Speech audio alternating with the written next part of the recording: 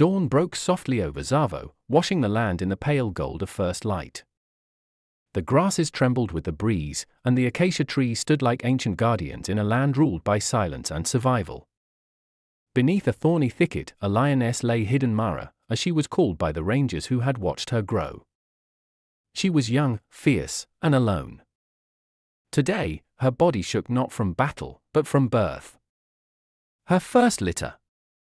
Her breath came in labored gasps, and her eyes, usually radiant with authority, flickered with pain. She had chosen solitude.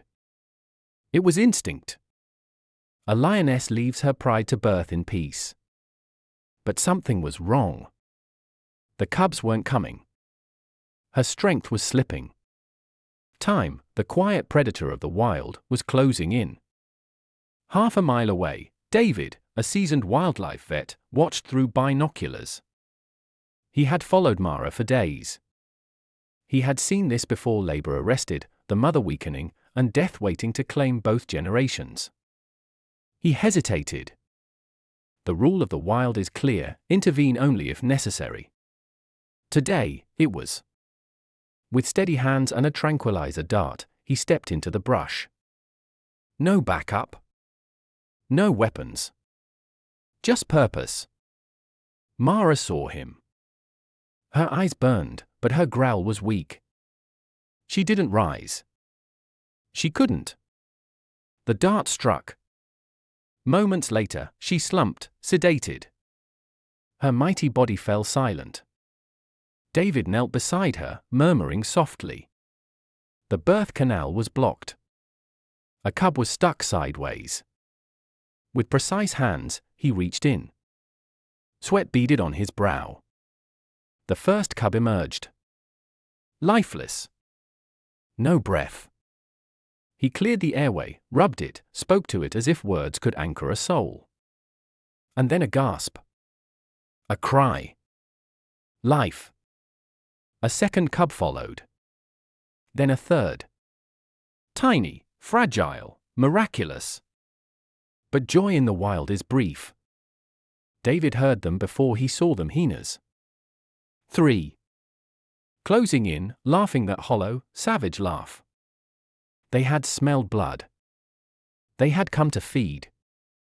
David stood over the cubs, body tense, breath sharp. He had nothing but his presence. Then a roar tore through the morning. Kovu. The pride male. Towering. Fearless. He came like a storm, muscles rippling, eyes ablaze. The hyenas froze. Challenged. And were defeated. Kovu didn't linger. He turned to Mara. To the cubs. And then he looked at David.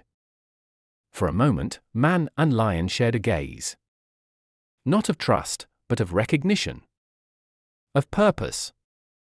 Then Kovu laid beside his mate. A guardian once more. By sunset, Mara stirred. Her eyes fluttered open. 3 cubs mewed at her belly. She pulled them close, nuzzling them one by one. Her strength returned, not in roars but in warmth. Kovu remained close. A quiet sentry in the falling light.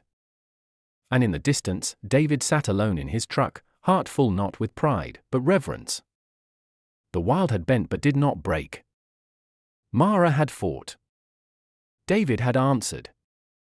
And life had found a way. Not every tale in the wild ends in death. Sometimes they end in breath. In new beginnings. In the silent pact between those who protect and those who endure. A final reflection. In this place where tooth and claw decide fate, strength isn't always in violence. Sometimes, it's in mercy. In stillness. In the brave cry of a mother and the quiet oath of a man who dared to answer. A soft call to action. Thank you for walking this journey. If Mara's story moved you, if the courage of a